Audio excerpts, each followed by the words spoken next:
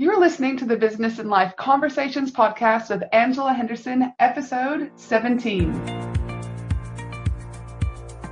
Hey there, you're listening to the Business and Life Conversations podcast. My name is Angela Henderson, and on this show, we talk about improving your business, life, or both by having amazing and rich conversations with brilliant guests who will inspire you and who will give you tips and tricks to help you grow both in life and in business. Hey everyone, so excited to have you on the podcast today, and it's because I'm talking to someone who I truly admire. I've only recently found her stuff, used a few of her most divine quotes, prints, and memes on Instagram, and every time I see her stuff in either my Instagram feed or Facebook feed, my heart is filled with all levels of happiness. It's because of how her messages and beautifully crafted pieces of art have made me feel, and literally tens of thousands around the world, that I had to get her on the show to talk about living a positively present life. I'd like to welcome Dani DiPirro to the show. Welcome, Dani. Hi, thank you so much for having me. Well, thank you so much. You are nighttime in the U.S., I believe, in Washington. Is that correct? Yeah, it's late afternoon here. So thank you so much for making the time to come on. I really, really appreciate that.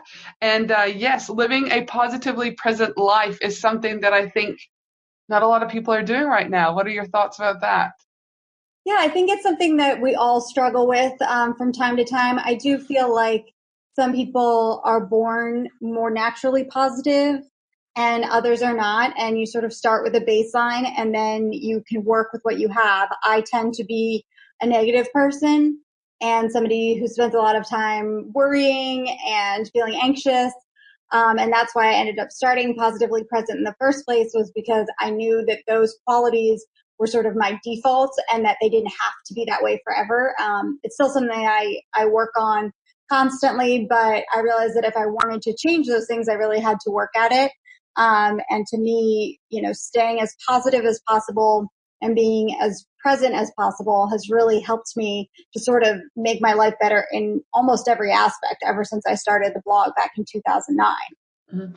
And would you say, just with the fact that the insight and I guess reclaiming, you could say, positively present, or even utilizing those words, that's, you start to shift the way you think? Yes, definitely. I think just when I started the blog, the act of having it and sort of trying to see the world through that lens, and you can do this whether or not you have a blog, definitely shifted things. And also now, because it's my job, I certainly have people reminding me in my personal life if I'm not being the most positive and present. And so I'm definitely, thinking, how would I tell my readers, or what would I do? Somebody else came to me with a situation that was negative. How would I say, like, this is a great way to make the most of it? And so it's certainly helped me. But I mean, even if you don't have a blog that's all about being positively present, if you think about the world or whatever your current situation is from that lens, it's definitely helpful. Yes, no. And listen, positively present, there's something about, I only came across you literally 4 weeks ago, I think it was. I was looking back at when I sent that first email before I headed off to Bali. And I was scrolling through your Instagram feed. And listen, I love bright colors. I love positive messages. And my scrolling thumb, instantly stopped when one of your memes showed up in my feed. And I was like, who is this lady? And then I was like, the title that got me also too was just the bright colors and your beautifully crafted illustrations. It was also the one about good reasons to put down your phone. And the meme for me really stuck with me. It was elegant. It hit every core in my body, because I feel society is being sucked in with technology, that we're losing the ability to connect. And as you would say, being positively present with, society and nature. And this addiction, I feel, is getting harder and harder to break, especially with our younger generations. I see it in my kids when I'm like, give me the iPad after 5 minutes and they freak out. But, most importantly, our over phone use, or I guess I would also say one step forward, they're not even the phone, it's just the iPads, everything that's in our hands is taking away from being positively present. So, that's how I first found out about you. I love what you do. I love what you stand for. Obviously, I know a little bit about you, but the listeners still don't. So I'd love to jump in to have you give us a brief about, who you are, where you're from. But before that, I like to get the listeners in on something fun about the listeners, which in this case, you love color. It's very evident in what you do. So I'd like to start with, of all the colors in the rainbow, that you use in your illustrations on a daily basis, what is your go-to favorite color? Well, there's a difference between the color I use most frequently Uh-huh. and the color that is my favorite, because my favorite color, which is orange, and that has been my favorite color my whole life. Uh-huh. I have a orange couch right here next to me. Like, I love orange. It tends to be a color a lot of people don't like. So I actually tend to gravitate towards teal a lot. That seems to be a really popular color in my illustrations. I still use all of the colors, of course. As you rightly pointed out, I love color. And I certainly love all of the colors, but orange is by far my favorite. So orange, all right. Good one. Goody, goody, goody. And especially over in the US, listen, orange is a representation for me of Halloween. Whenever I would see Yes, that's orange, actually why I like it. yeah, no, it's so, and for those who, again, around the world who have never experienced a true, well, I'm from Canada, you're from the US, Canadian American Halloween, I mean, it is next level. It is something that my childhood memories bring, are embedded in me. And Australia actually is not a huge Halloween fan, and it's just not part of their culture. It's slowly getting here. So every year I make my kids dress up, and they know no different, but deep down there's not a lot of people that do it, but it's slowly getting there, and I love it so much. Now tell us, Yeah. so orange is your favorite color. And tell us where you live, what you used to do, and where you're at now, so we can kind of get a little bit of more history about, Dani. Well, I live in a suburb of Washington, D.C. I live in the state of Maryland, which is right outside the capital of the U.S. And I used to work prior to Positively Present. I used to work in marketing, and it wasn't something that I felt passionate about. And I always knew that at some point I would be writing for a living in some way. I just didn't ever expect this. Obviously, when I was growing up, there weren't blogs. There was like barely the internet. So I would never have imagined sort of this path that I've come down. But I started the blog in 2009 when I was like not in a great place emotionally. And as I mentioned before, I was, being really negative and anxious, and I wanted to, find a way to help myself. And then as I was realizing that I was going to be writing about this, I thought, why not, create a blog and share with other people sort of what I was learning, because I was coming from a place of not being like a naturally optimistic person. And I thought other people probably were in the same boat, and why not sort of talk about it in a more public way. And since then, the brand has grown. I do a lot more illustrating, which I didn't do at the very beginning. It was very much writing focused. But it's expanded since then, and I feel like I sometimes do even more illustrating now than I do writing. But ultimately, it's about me being creative and sharing what I'm going through, what I've learned about trying to stay more positive and more mindful as a person that doesn't sort of naturally gravitate towards those mindsets. And for you, what would you say? Obviously, it had to stem from somewhere. You said you started it back in 2009. So I'm sure that over the time, the definition may have changed a little bit. But in your mind, just so the listeners understand, when we talk about being positively present, can you tell us a little bit about what that actually means and how you're defining that? Yeah. When I started it back in 2009, I had initially started by sort of looking online for happiness blogs and happiness articles because I realized I wanted to be happier.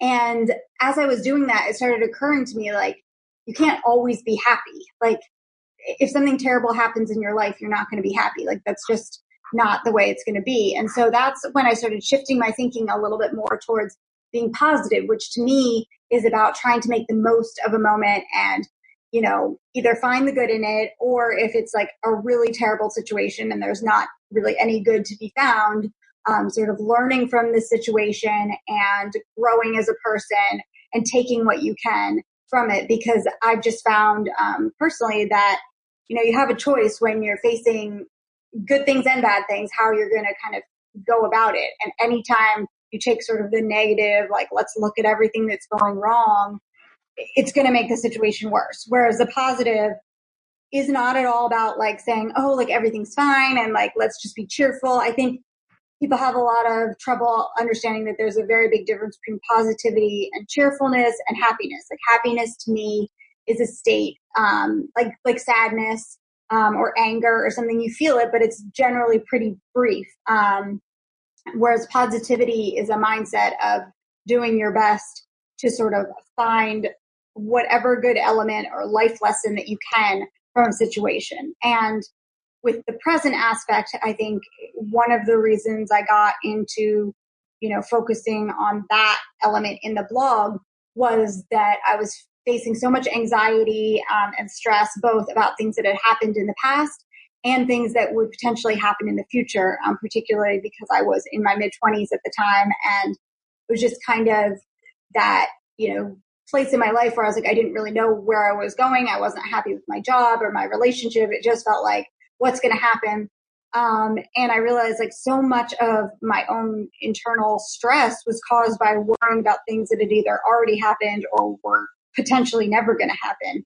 And that's where I really realized I needed to be more present and to not spend so much time dwelling on the past or fretting about the future, because that wasn't helping me at all. I mean, obviously you want to prepare for the future and, do what you can, but I think there's kind of a boundary between feeling prepared and just overthinking and analyzing things to death.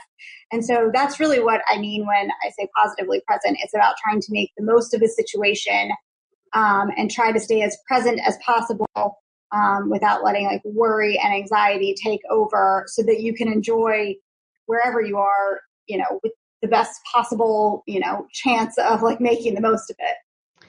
And would you say, with being positively present, that at some times in life you could be positive, but the present could be missing, or you could be present and the positive could be missing? Could you also have you noticed that ever also? Yes, definitely. I definitely feel like they're two separate things and have to work on them. I think that they overlap a lot, so that's good. But I also think they are definitely separate because I can still be worrying about something or over worrying about something, but then also being like, all right, well, here are the good things that could happen, but it's still like you're not really being present in the moment. So I think that it's definitely a two-part thing, and that's why I chose, those two things to kind of talk about, because for me, they were personally the biggest struggles. And I want to sort of conquer them. And it's still a work in progress. All this time later, I would never be like, oh, well, I totally am positive and present all the time. Right. You're like, hello, happy and positive and present. Yep. Yeah. And it's not an easy thing to do, but I think it's been worth the effort, and it's still worth the effort. And there are a few things in life that I feel like I've worked as hard at and that have had such positive, not to use that word, but results overall that make things better. So it's definitely a challenge though, because sometimes you can't, or you struggle to do both or one or the other. And would you say with being positively present, like you talked a little bit earlier about like the not being happy in the relationship, feeling overly worried about either the past or the present. Was there something significant that happened and you're like, man, we got to rock and roll this positively present movement because, life's too short, or, was there anything significant, or was it just one of those things that you're like, nah, I just, I've got to do this? Yeah, I think it was kind of a number of things. I'd had a lot of, just challenging situations, and just like, I guess like month after month and things just like being like, I would try to change different things. Like I got out of the relationship, tried a different relationship. That didn't work. I got a different job. That didn't work. And that's when it started to be like, okay, this is not like an external thing. Like you can't just go out and do something else and you're going to feel better. Or if you do, it's going to be temporary. And that's when it was like, all right, let's start working on the internal bit and see like, it's like the underlying factor when like, I don't know, if you like have friendships and you always have the same problem with friends, you have to be like, wait, am I the problem? Right. You gotta look at yourself. In every situation, and nothing felt like it was going well. I had to kind of take a step back and say, all right, I think it's me. And there's only so much you can control in life, but one thing that you can always control is your attitude. You can lose everything, everyone, things can be terrible, but you can choose to have a positive mindset. And so that's, to me, kind of why I was like, this is the route I want to go. And this is the place I want to put my energy and time. And when you decided to actually go, okay, this is where I'm going to put my energy, this is where I'm going to put my time, what were kind of the first steps? Because there's going to be other people out there listening that are going, yeah, man, it does have to, it's coming down to the core here, people. You know, I've got that saying that when you point a finger at someone else, there's three fingers pointing back at you, you know? And so often it actually is us that have either caused a problem or said something wrong, or it's a combination of things, but yet we're very eager or very fast to pinpoint someone else. So in your, you know, without going into a whole, you know, kind of mini therapy session, you could say, what would you tell the listeners, or what advice would you give the listeners about if you want to start being positively present in your life? What are kind of like 3 or 4, maybe 5 little tips that you could give people to get started? Do you mean kind of shifting that mindset? I think the first thing and the most important thing for me that happened before I even started the blog was paying attention to my thoughts and realizing that I was being incredibly negative, that I was being anxious and worried all the time. And so I think being aware of those thoughts was the first step. I mean, it's kind of like any problem. Like, you can't begin to solve a problem if you don't know what the problem is. Yes. So I think that's a key thing, is to pay attention and, you know, sort of recognize your thought patterns of what tends to like set you in a certain mood, or what's working, what's not. And then also, I think another key thing is to be open to being positive and to being present. I think in the past, I thought of that as kind of like a weakness. Like, oh, people who are positive aren't like intelligent, or they're not like thinking deeply about things, and, you know, not critical thinkers, and like people who are happy all the time must just like be dumb or something, or, you know, and that just was a terrible attitude to have because I was, you know, putting this block between me and living a more positive life. So I think for a lot of people, that's really one of the first steps as well, is to open your mind to being positive and present, and to say, you know, this is something that I want to try to do, because obviously if you're not even open to it, you're not going to do it. And then you really have to start getting to work once you've sort of paid attention to yourself and been open about it. And that's where you really have to start looking at the elements of your life and the people in your life, and, you know, remove the negativity wherever you can. And that can be a really difficult step because you've got to look at your own habits and your behaviors, the people that you surround yourself with. And it's not always going to be an easy thing, like, you know, to get rid of people or to get rid of habits. All that stuff takes a lot of work and a lot of time. So, you know, when dealing with that, I would say, you know, get help if you can. Like, you can have some sort of objective perspective, like whether it's a therapist or a counselor or something. That's always great. If that's not an option, there's tons of resources online. You know, people who have been through similar situations. I find that always helpful to, you know, look and see what other people have done. It doesn't mean that you have to take their advice, but it can give you kind of a new perspective. And then another thing that I think is really important, especially if you're just starting out with trying to be more positive and present, is to focus on gratitude.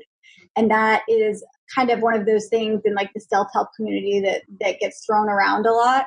And often, like, if you're not, you know, doing it all the time, it can feel like, oh, that's a cliche, like, oh, be thankful.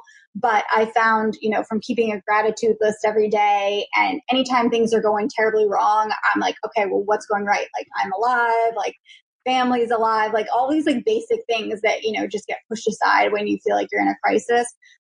Taking the time to think about them, it can really, really shift things and help you stay more positive and more present. Wow. Very, very good, Dani. I mean, and this is the thing, is sometimes I think it's people overcomplicate things, don't they? Like, okay, I've got to be positively present, but, you know, nope, I can't get there because there's too many, you know, they put up too many excuses or blockages. But the steps that you've just talked about, you know, one, like really looking at the problem, identifying the problem. 2, you know, being open about what's going on. 3, removing the negative habits and behaviors, and whether or not that's the people, your job, etc. And 4, focusing on gratitude. They're not overcomplicated processes, but yet so many people will choose not to do it. Yeah, well, the thing is, they're not complicated, but they can be hard. Exactly right. Emotionally. And I would say number 3, I think, is always the toughest, is again, you know, and I'll talk about it quite openly. My mom, you know, I had to cut her off. There was no other way of saying it, you know, is that every single day she would have me in tears, and it was a horrible feeling to think, how do you cut your mom off? And boundaries, I tried to lay some boundaries with her. She chose not to follow the boundaries, and I finally had to just like cut her out. And it's not something that you're born with or people even tell you growing up about, is one day you may have to, chop your mom out of your life, but Right. Yeah. again, I think about you go back to those choices people have to make about being positively present. And I had a choice to either continue to allow her to bring me down and make me cry every single day and everything else, or I had a choice to go, hold on a minute, actually, no, I've got to let her go. So it still came down to me, and what choices I was willing to make.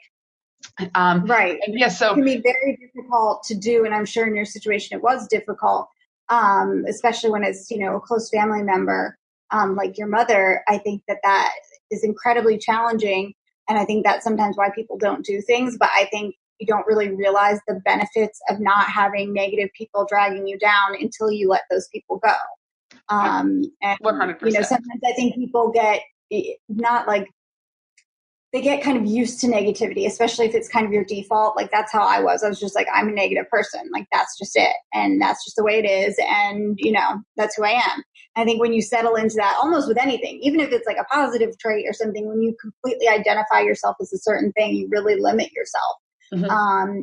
Or people might be listening to this thinking, well, I could never cut my mom out, even though she's terrible for me and that she, treats me terribly or something. But it's like, when you say that, then you're limiting yourself. Like maybe you actually could. I'm not saying it would be easy, but it's something that can be done and might be what you need to do. I mean, everybody has their own individual situation, but I think the important thing is to sort of try to be open-minded about it and think, not put those labels like I can't do that, or I would never be able to do that, because I certainly, if I were to be talking to my younger self now, like I would be like, I could never, do all these things I've done to make my life a more positive place for myself. I never would have envisioned that. Mm-hmm. But, if you really put in the effort and you try, you can do things you would never believe that you could. No, I couldn't agree with you more on that. And I think, again, it comes down to sometimes, like you said, it's tough decisions. And it doesn't necessarily have to be forever. In my instance, I haven't spoken to my mother in years. But again, life, I don't cry every day like I did back in my 20s. I don't feel anxious all the time, because of what's coming next, et cetera. So no, so I definitely agree with you. Like, though they might be simple, they might be hard, but I think if you can get through that, and like you said, whether or not you've got a therapist or another friend who can work you through that, and then you've got that supportive network around it, I do think that it is 100% capable of, changing that kind of negative vibe to a more positive vibe. Yes, definitely. Now, as we talk about, kind of others bringing us down, what insights can you share on how to share positivity with others when they're not in their own positive mindset, I guess? So if you're going out to dinner with friends on a regular basis and there's always this one kind of Debbie Downer in the group and you're just like, man, what is up? Do you have any insight on how you can share being positive with others and trying to maybe make things better in those types of situations? Yeah, I mean, I think you ultimately have to realize you can't control or change other people if they're not going to be willing to do it. I mean, you can try your best, but ultimately people have to make their own decisions when it comes to positive or negative thinking. I try to, if I were in a situation like that, you have the choice also to not let somebody else drag you down. You have to be very conscious of it. Yes. But you ultimately have the choice to not feed off of that energy, which can sometimes be hard because a lot of us are very much impacted by others' energy. Yes. But I think that's also a choice. You can just, do your thing and sort of, I'm not saying you'd have to ignore the person, but just sort of limit your interactions with them. But also I think sometimes people, there's also depending on how close you are with this person, like you could have a conversation with them and say, what's going on? Can I help you? Like, you seem really negative. You seem down all the time. Like, you can also do that. But if it's just kind of not a close friend, you might not want to do that. Yes. Or a fraught relationship. That kind of just depends. But I think, first of all, just being positive yourself really does impact people. Like, there's a ripple effect, and it's not going to transform everyone you meet. But generally, if you're positive, even like I think about when I'm dealing with people, if I go to a shop or something and, the cashier is, grumpy or, clearly not happy because they're at work. And I get that. I've been there.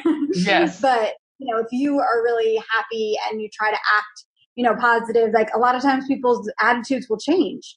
You have that power, just as somebody else can sort of bring you down, you can bring people up. That's not to say you should go around trying to bring everyone up, because that's going to drain your energy, and it's not your job to, make everyone in the world feel positive.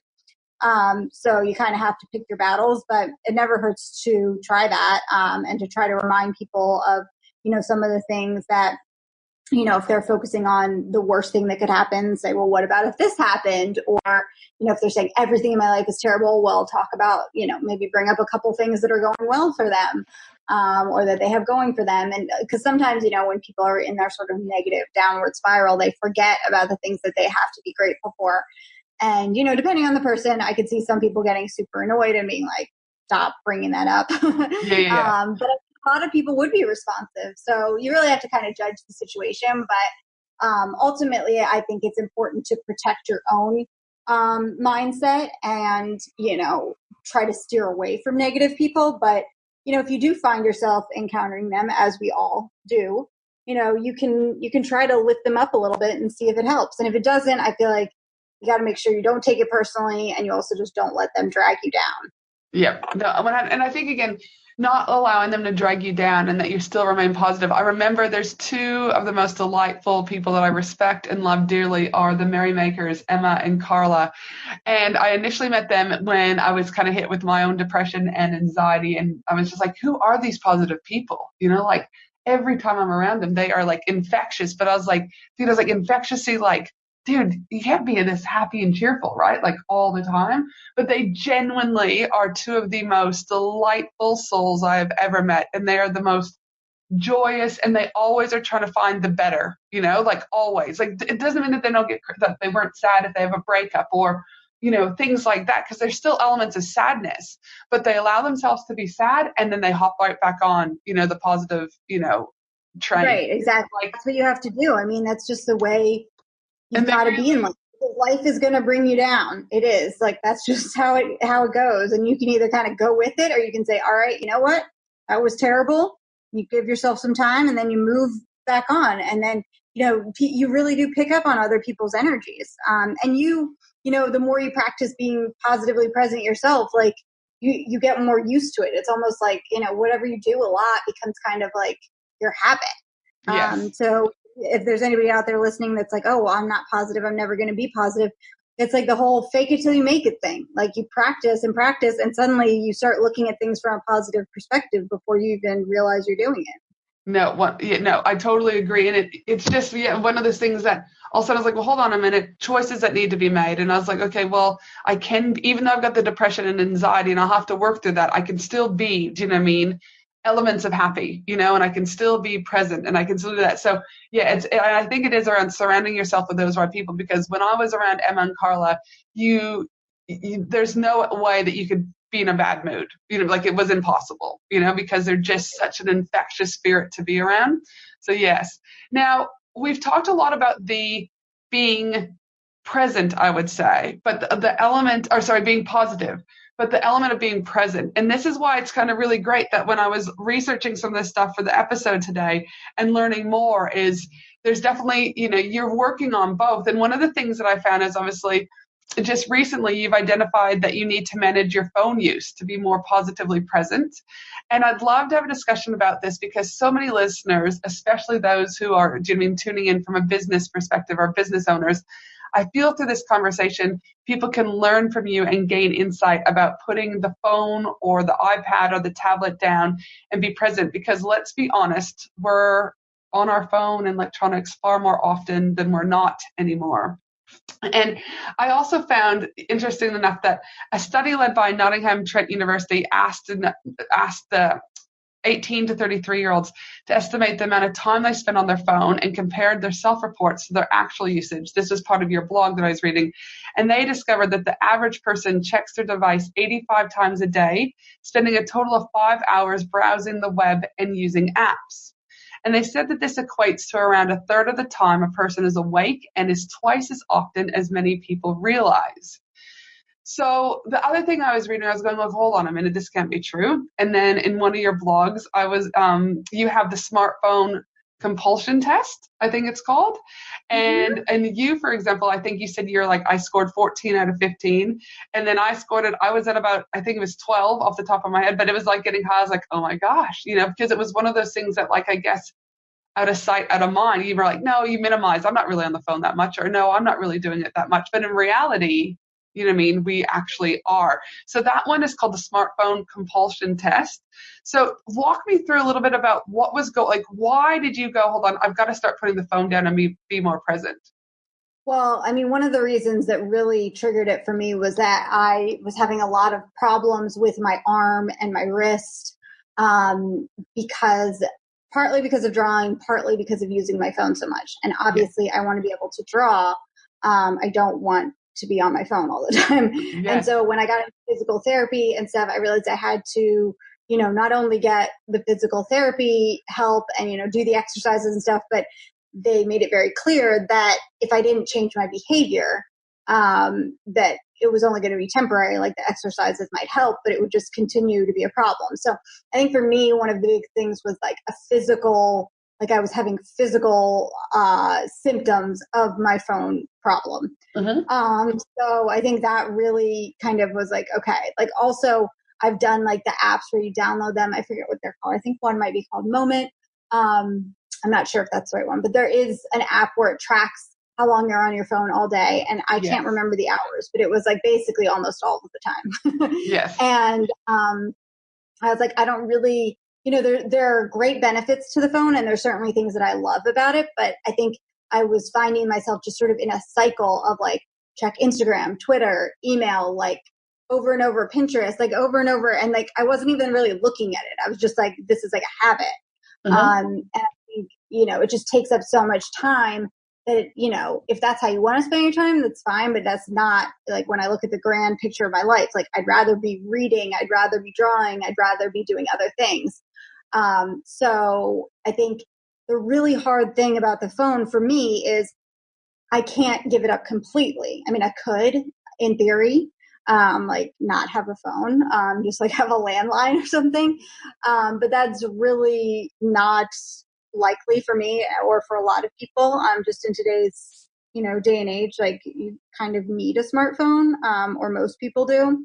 And I would say 93,000 Instagram fans also would not be very happy if you stopped. Exactly. I could be Instagram on a computer. Yeah, I could be one of those people, do you know what I mean? That if I stopped seeing your levels of goodness in my feed, I'd probably be disheartened, But I would respect that you would need to break, from the phone. But I'm like, no, come back, Yeah, I would need to do that. I love Instagram.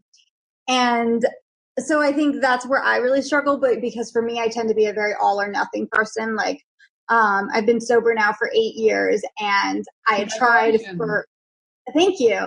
I tried for a little while to like be like, oh, I'm going to drink less, or I'm only going to drink beer and not liquor and like different things. And it just never really worked for me. Like moderation, I just had to get rid of it completely in order to not have issues with it. And so I really struggle with the phone situation because it's not the same. It's almost like more in line with somebody who has issues with eating, because you have to be able to eat in a balanced way. And you can't completely be like, well, I'm not going to eat anymore. You need to learn how to manage it. And the phone's like that too, for the most part. You want to have it in your life. There is good value there, but you can't, overdo it.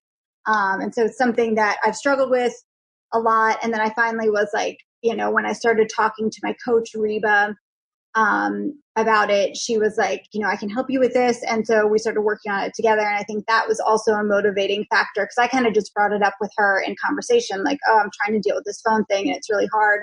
And she was like, well, let's work on it together. And I think having somebody sort of to work through it with me really helped too, because you have that accountability. And then I started blogging about it as well. So that also like helped me like share my experience with my readers. So that's kind of how it all started.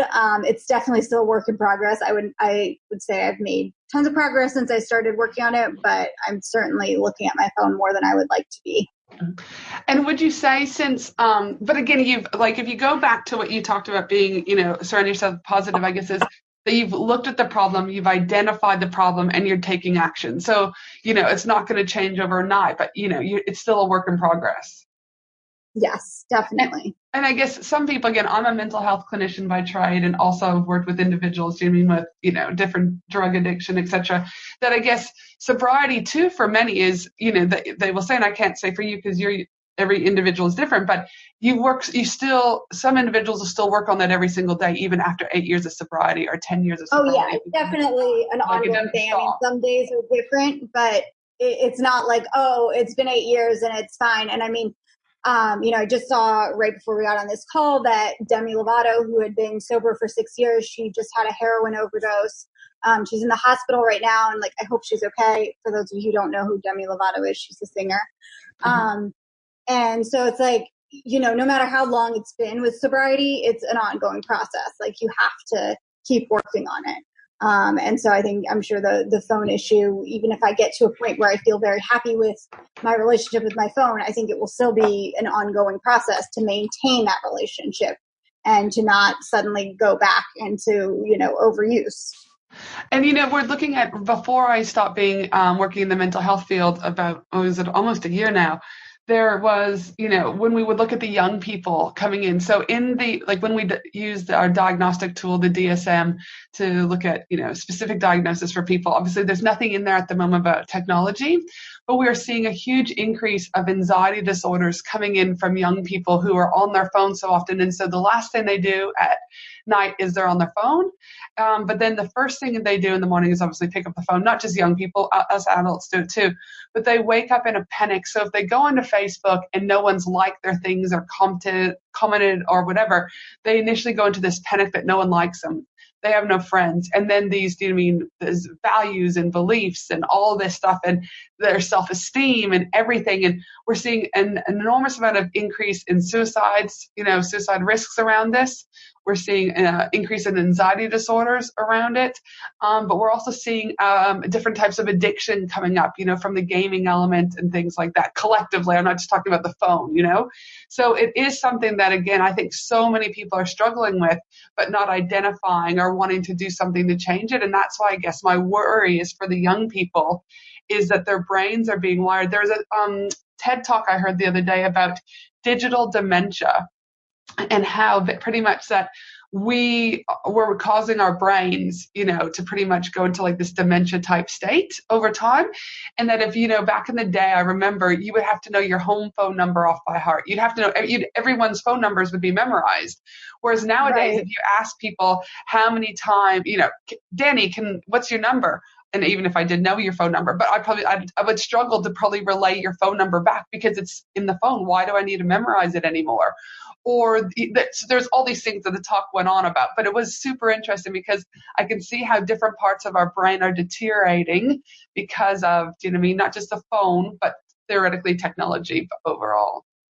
Yeah. I think it's definitely causing a lot of problems and problems we don't even know about yet because, when you think about it in the grand scheme of things, everything is still so relatively new.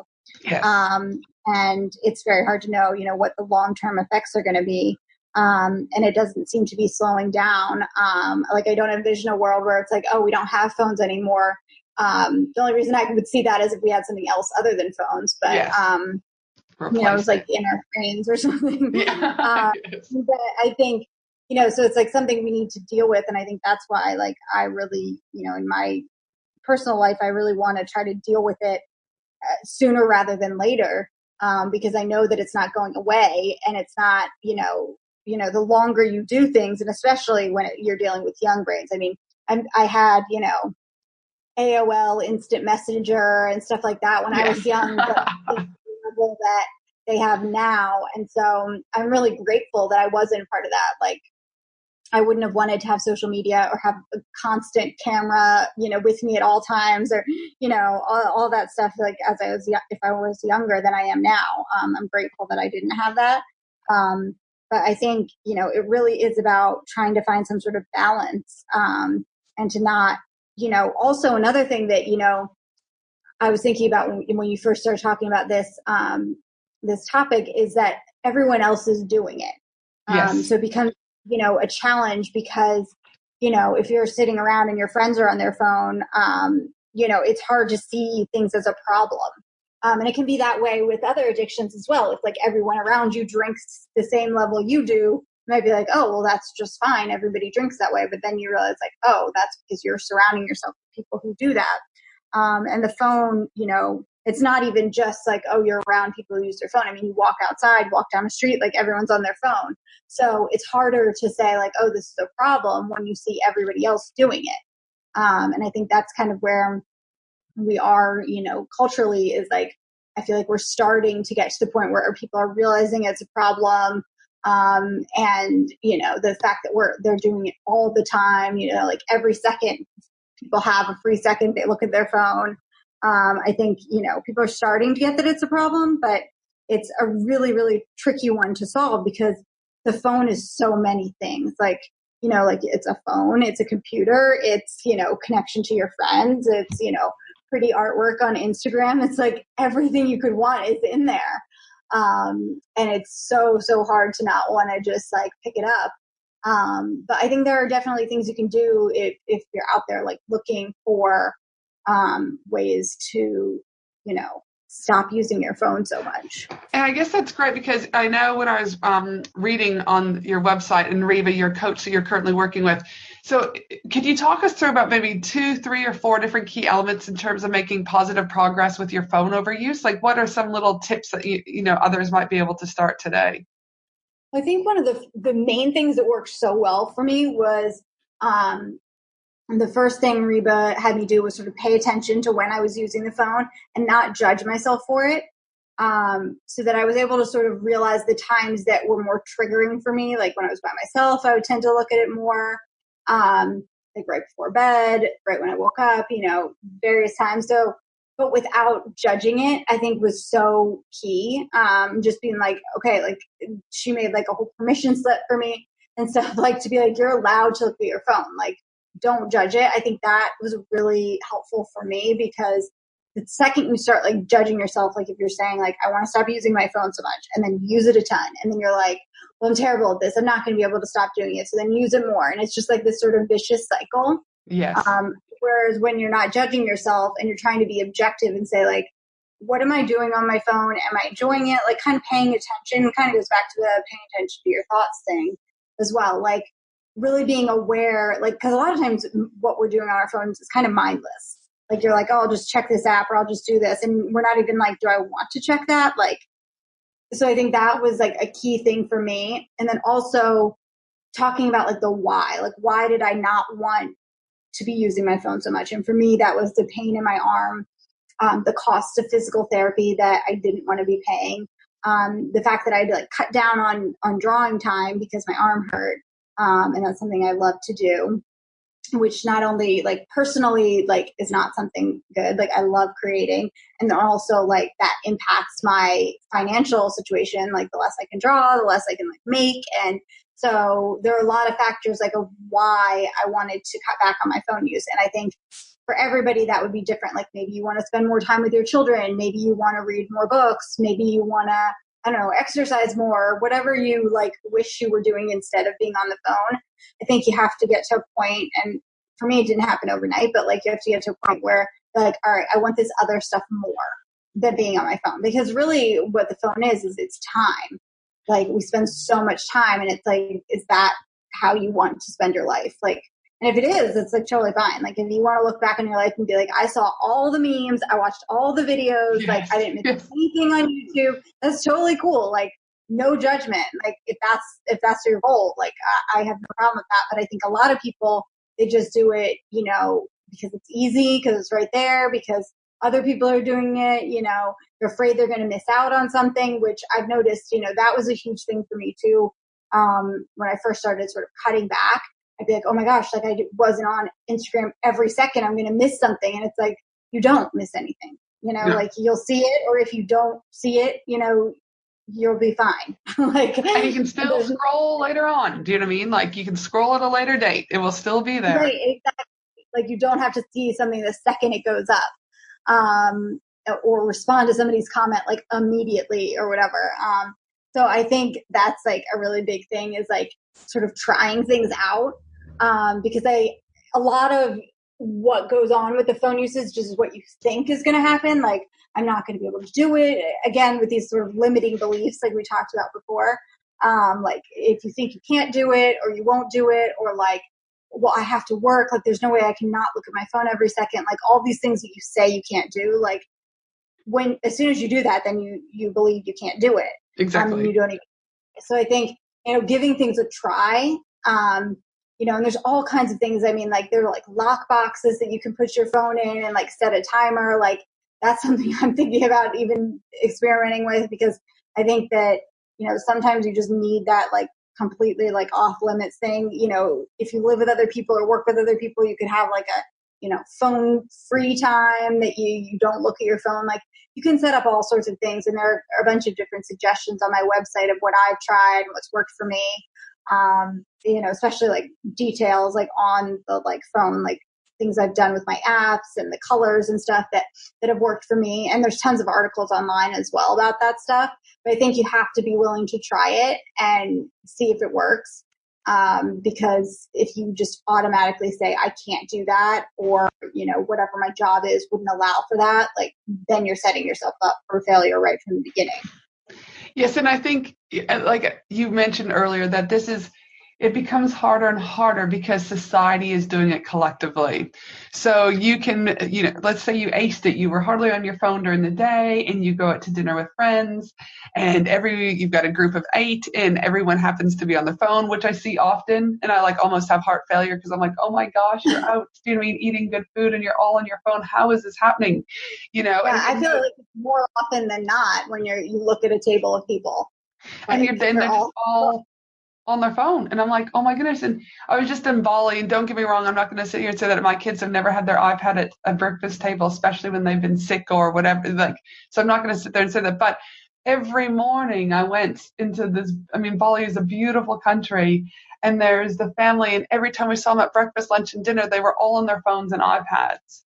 And each to their own. But I guess for me, it was still, I feel like we're losing the sense of conversation, that kids are going to not have the ability to potentially, have a job interview and make eye contact and actually talk like a human, because it's going to be so, computerized or iPhone. Yeah, and I wonder sometimes if it's going to go that route, like we're all just going to be like part phone. Yeah. You know what I mean? Because it's like, I can't envision a world in where it's like going to go backwards. I guess there tend to be like cultural, backswings and stuff, but with technology, it seems like it just goes more and more. Like, we went from having our laptops to now we've got iPads, phones, like, everything all the time. And, like you're saying, like, are people even going to be going to in-person interviews in the future? Is it all just going to be like online, like typed out, because people don't even want to do videos a lot of the time? But I do think that what comes up must come down. And I guess, I bring up the phone scenario with you is not so much even from an addiction, but more about being present and having the ability to sit with your thoughts, being able to talk with your friends. Because I had this, I watched this video, I can't even remember who it was, very influential guy, I wish I could remember his name, overseas somewhere. And he was talking about university, for example, and how universities, everyone's, talking about teach people coding and teach people how to do this. And he's like, actually, no. Don't continue to teach people all these skills that robots are going to be able to do. And that's the reality. Robots will be the ones that are coding, and they're going to leave people without jobs. He goes, go back to the core, go back of teaching people values and how to speak and shake someone's hand and how to give empathy, because robots will never be able to replace that. And it got me thinking, right. It was so true, because those skills are getting lost every single day. I continue to see the increase of phone usage and iPad usage and technology uses, I guess, But I think, again, if people can talk and shake a hand, those skills, I believe, will come back around, and they're going to be few and far between. And that's where I think jobs will be created that, have been replaced. I think will be very interesting to see what happens in the next 10 to 15 years. But just collectively, if there's anything that I would say from people's today conversation is just, that positively, choose to be positive or not, and choose to be present or not. But the choice comes down, to you as an individual. And I think that that's an important point in you have to make a choice. Like, don't just settle for like what seems like the default. Like, make sure that you're making the choice to be on your phone all the time. If that's what you want to do, totally fine. But like, make sure you're doing it not just out of like habit or like reflex. Like, you know, pay attention to what you're doing on the phone and like, is it necessary? And, you know, one thing I think that a lot of people do is like looking stuff up. Like, they won't be looking at their phone and maybe they're all out to dinner with a group of friends and then they, you know, all of a sudden are like, oh, well, who was in that movie or whatever. And then somebody gets their phone out and then next thing you know, everybody gets their phone out. And it's almost like an excuse to like, well, let me look this up, but I'm also going to check all these other things. And it's like, is that what you want to be doing? Like, you need to kind of sometimes realize you don't need to look at something right away. You can look at it later. And this sort of like instant gratification, like it can be like a really negative thing. It's very, you know, there's that positive reinforcement with the phone. You pick it up and there's going to be something on there, you know, whether it's a new news story or a like or whatever, like there's something there. And that kind of makes people want to do it. But I think that you have to remember, like, you're the one in control of your life. You can't let the phone control you. If you want to pick it up, go for it, but like make sure you're doing it consciously and as a choice. And, you know, if all the things we've talked about today, if there's one thing that you would suggest listeners do to be more positively present in their lives, what would your advice be? I think it would be pay attention to your thoughts. And that kind of goes with the phone stuff and just in general, because you learn so much when you're not just operating on default. And it sounds crazy because you're like, well, I know what I'm thinking. But if you start paying attention, you know, and thinking a little bit more deeply about why you're reacting a certain way or why you're choosing to do something, you'll start to see your patterns. You'll start to see like what triggers you to take actions that you like or don't like, so you can sort of shape your life more, you know, towards the positive things and the things that bring you joy and the things that make you feel fulfilled, and away from the things that drain you and make you feel negative. And I think, you know, whether it's at your job or with people that you spend time with or when you're alone, you're paying attention to how you feel. Or, you know, like, let's say you hang out with a friend, like after you're done, like immediately after, how do you feel? Like, do you feel like drained and like, oh, that was like hard and stressful? Or do you feel like, oh, that was fun and like I really like love connecting with him or her or whatever? I mean, I think those types of things, the paying attention to your own thoughts and the way you feel is a huge game changer. And it's not saying you have to be positive all the time. You don't even have to be present all the time. Like, you know, live your own life. But once you start paying attention to your thoughts, you can make changes that will work for you. And a lot of people just don't do that. They just kind of go from thing to thing and, you know, dealing with what's in front of them and not really thinking about how they feel. And it becomes difficult to even know what you want to change if you're not paying attention. So that would be my number one tip, is to pay attention to your thoughts. And it's a little bit hard at first, but the more you practice it, like the more you're like, oh, I'm thinking that, or I'm reacting that way because of this. And you're not just like doing some sort of default reaction. You can actually be a little bit more measured and is choosy in what you do with your life and your time.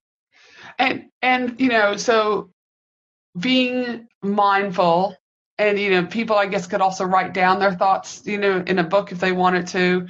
They, you know, like, yeah, again, and which probably only solidify, you know, so if you're feeling this, you write it down, you probably bring more awareness too. So no, I'm just sitting here thinking, like, I don't get lost for words often, but it's very, you know, it's a great insight to be able to just look at your own stuff. And sometimes I think we compartmentalize, or we push our own stuff out because we don't want to deal with it. But if you consider your thoughts, think about it, write it down, you know, I think you're right. It's, you know, one of the first steps in being able to being more positively present. Now, what is the one, before we wrap up, what's the mantra you're currently living by? Well, I don't really have a mantra per se, but I think, you know, there's one thing that's up on my wall that I look at all the time, and it says protect your peace. And that's something that I think about a lot because I don't often feel peaceful. You know, I feel energetic, or I feel stressed, or I feel anxious, or like peace isn't really, you know, there's some people that just have that as their default. They're just like peaceful, chill people. That's not really me, but that's something that I aspire to be. Like, I would love to just be relaxed more, and not worrying and not anxious. So I think, you know, I've started paying attention since I put that up on my wall, which was probably like at the beginning of the year, I've started paying more attention to like whether something makes me feel peaceful or not, and trying to cultivate more peaceful and calm things in my life that don't stress me out as much. Gosh, I like that. So protect the peace. Is that right? Yes. Dude, Yeah, protect your peace. Because it's different for everybody. Yeah, no, very groovy, that one. With the orange couch and that looking at, I mean, it could be a very zen environment at your house, I think, Dani.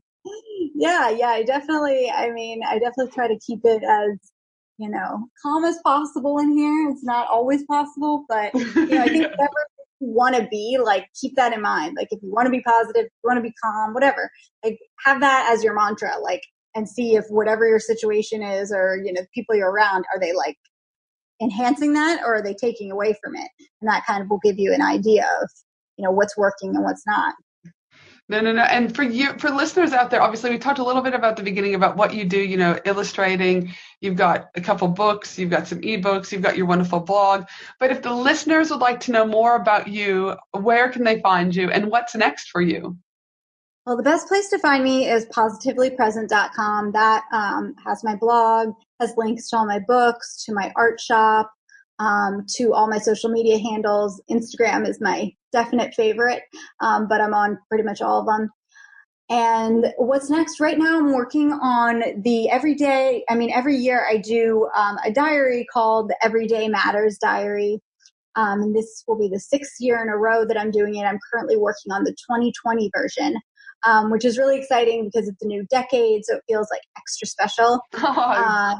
That's, that won't be out for a little while. The 2019 one is out right now. People can get it on Amazon, and there are links on my website.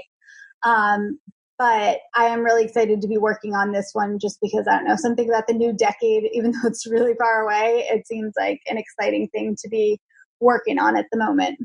And I did, when I was online, I saw the little video clip you had of your 2019 diary. And again, filled with all luscious bits of color and love. So yes, for those who are needing a new diary, make sure you check it out because it is all levels of awesome for sure. And I can't wait to see the new decade. It sounds like it's so far away when you say decade, but really we're less than 18 months before we hit that.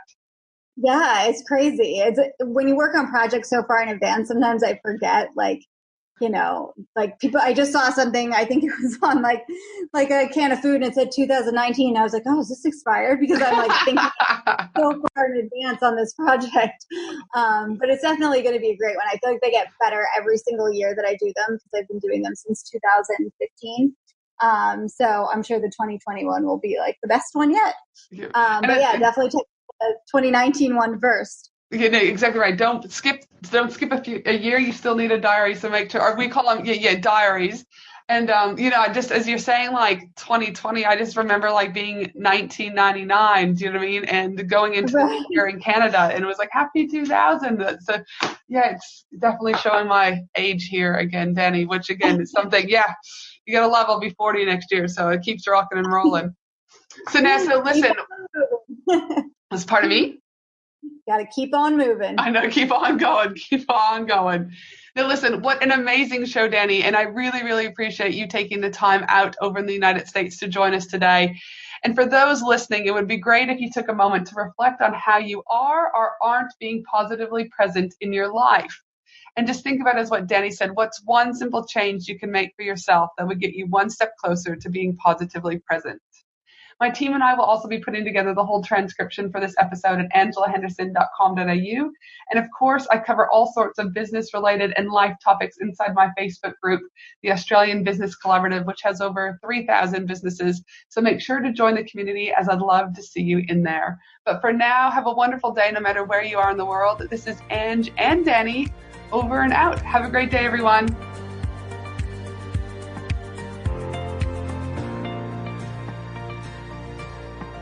Thanks for listening to the Business and Life Conversations podcast with Angela Henderson. www.angelahenderson.com.au